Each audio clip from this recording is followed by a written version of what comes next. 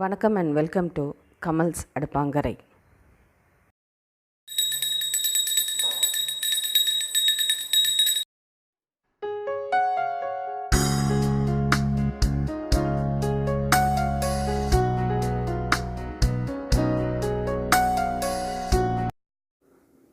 So இன்றைக்கி நம்ம பன்னீர் எப்படி வீட்டிலே தயாரிக்கிறதுன்றது பார்க்கலாம்.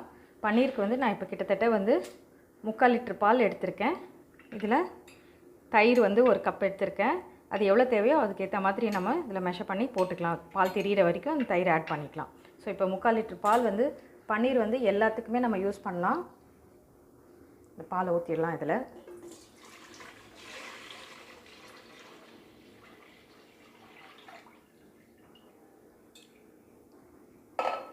பன்னீர் செய்யும் போது பாலில் தண்ணீர் சேர்க்க வேண்டாம்.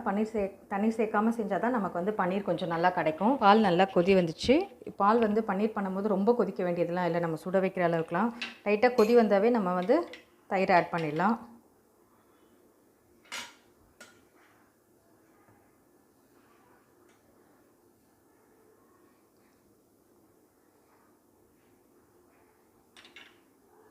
இதிலே பால் நல்லா திரிய ஆரம்பிச்சிடும்.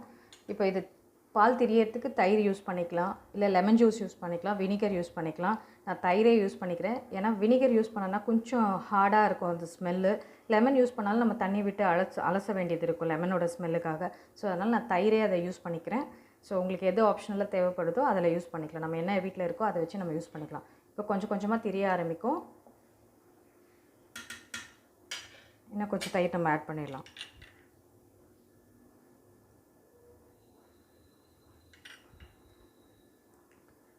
எடுத்து வச்சுருக்க ஃபுல் தயிரும் ஆட் பண்ணிட்டேன். பால் திரிய வரும்போது கொஞ்சம் ஹையில் வைங்க. அப்போ தான் பால் சட்டு சட்டுன்னு திரிய ஆரம்பிக்கும். தனியாக பன்னீர் தனியாக வர ஆரம்பிக்கும். உங்களுக்கு இது தெரியும்னு நினைக்கிறேன். முட்டை விட ஆரம்பிச்சிச்சு. இப்போ தான் கொஞ்சம் கொஞ்சமாக திரிய ஆரம்பிச்சிச்சு பால் நல்லா. ஃபுல்லாக தெரிஞ்ச உடனே காட்டுறேன் உங்களுக்கு. பாருங்கள், இப்போ பன்னீர் தனியாக திரிஞ்சு இந்த வேவ் வாட்டர் தனியாக வந்துடுச்சு. இந்த வேவ் வாட்டர் ரொம்ப யூஸ் பண்ணிக்கலாம். நம்ம கிரேவிஸ் யூஸ் பண்ணும்போது, குழம்பு யூஸ் பண்ணும்போது, இல்லை நம்ம இந்த கிரே வாட்டரை ஸ்டோர் பண்ணி மறுபடியும் பன்னீர் பண்ணோன்னா கூட இந்த கிரே வாட்டரை யூஸ் பண்ணி நம்ம பன்னீர் எடுத்துக்கலாம். இது ஃபில்டர் பண்ணிவிட்டு ஹேர் வாஷ் பண்ணிக்கலாம். எல்லாமே ரிச் ஆஃப் ப்ரோட்டீன் தான் அந்த வேவ் வாட்டர். கிட்டத்தட்ட ஃப்ரிட்ஜில் ஸ்டோர் பண்ணோன்னா ஒரு 10 days வரைக்கும் அந்த பன்னீரோட தண்ணி இருக்கும், வேவ் வாட்டர். ஸோ இப்போ இது நல்லா திரிஞ்சிச்சு நமக்கு பால். இதை எடுத்து ஃபில்டர் பண்ணிக்கலாம். இது ஒரு பெரிய ஃபில்டர் வச்சுட்டு நான் இது ஒரு காட்டன் கிளாத், நல்லா ஒரு மஸ்லின் கிளாத் மாதிரி எடுத்திருக்கேன். ஸோ இந்த கிளாத் இப்படி நல்லா வச்சுட்டு நம்ம இதில் ஃபில்டர் பண்ணிக்கலாம். இதில்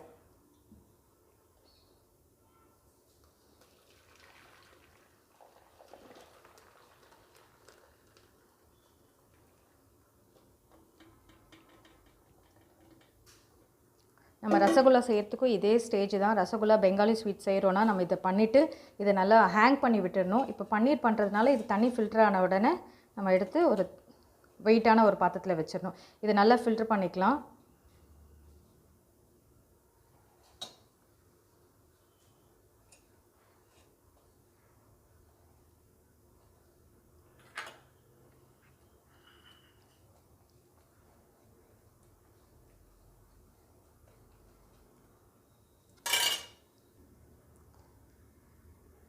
இப்போ இதில் லெமனோ வினிகரோ ஊற்றிட்டிங்கன்னா ஒரு வாட்டி தண்ணி விட்டு அலசிட்டு நம்ம அப்புறமா பண்ணிக்கலாம். நான் தயிரை விட்டதுனால நான் தண்ணி விடலை. ஸோ அப்படியே இதை இப்படி வச்சு இப்படி ஃபில்டர் பண்ணிக்கலாம்.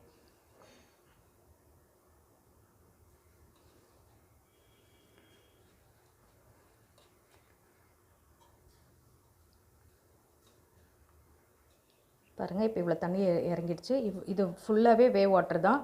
ஸோ இது ரிச் ஆஃப் ப்ரோட்டீன். இது வேஸ்ட் பண்ண வேண்டாம். நம்ம தலை அலசறதா இருந்தால் கூட இந்த தண்ணியில் தலை அலசிக்கலாம்.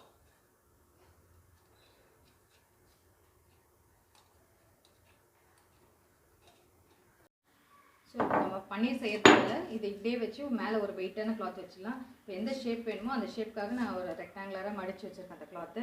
இந்த மாதிரி ஒரு வெயிட்டான கல்லோ இல்லை ஹெவியான பாத்திரமோ தண்ணி வச்சு நம்ம அப்படியே இப்படி வச்சிடலாம். இதை வச்சுட்டு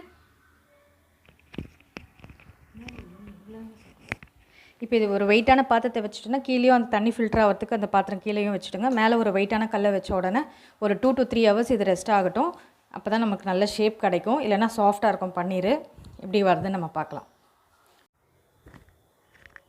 நம்ம ரெஸ்ட் பண்ண வச்ச பன்னீர் வந்து ஒரு 2.5 hours கிட்ட ஆயிடுச்சு. அது எப்படி இருக்குன்னு பார்க்கலாம்.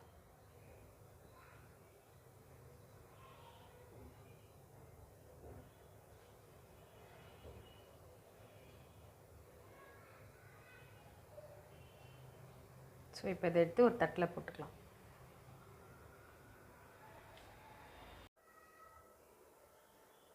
இப்போ நம்ம எடுத்து வச்ச பன்னீரை வந்து கட் பண்ணி எடுத்துடலாம்.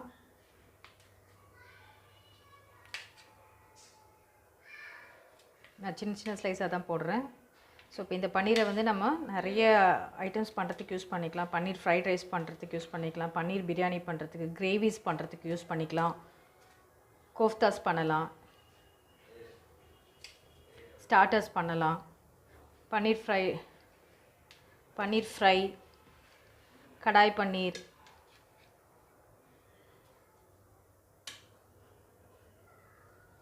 ஸோ நம்ம வீட்டிலே பண்ண பன்னீர்னா நம்ம வந்து சேஃபாகவும் யூஸ் பண்ணலாம். காஸ்ட்டும் நமக்கு வந்து சேவ் ஆகும். பாருங்கள் எப்படி இருக்குது பன்னீர்.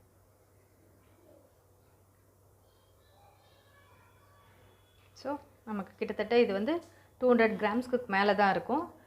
ஆல்மோஸ்ட் 300 grams இருக்கும். 3/4 லிட்டர் பாலில் ஒரு 300 grams அளவுக்கு நமக்கு வந்து பன்னீர் கிடச்சிருக்கு. பாருங்கள் எவ்வளோ சாஃப்டாக இருக்குன்னு பாருங்கள். இனிமேல் நம்ம கடையில் வாங்க வேண்டிய அவசியமே இருக்காது. எட்ஜஸ் மட்டும் இந்த மாதிரி வந்திருக்கு. சென்டர் பீஸ் எல்லாமே ஸ்கொயர்ஸாக நல்லாயிருக்கு.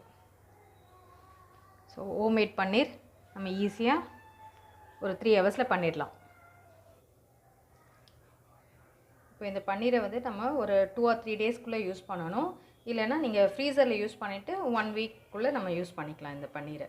ஸோ நம்ம ஹோம்மேட் பன்னீர் நம்ம பண்ணி வீக்லி வச்சுட்டோன்னா நம்ம எனி ஸ்டார்டர்ஸோ, கிரேவிஸோ, ஃப்ரைட் ரைஸ்க்கோ எல்லாத்துக்குமே நம்ம வீட்டிலே யூஸ் பண்ணுற பன்னீர் யூஸ் பண்ணிக்கலாம்.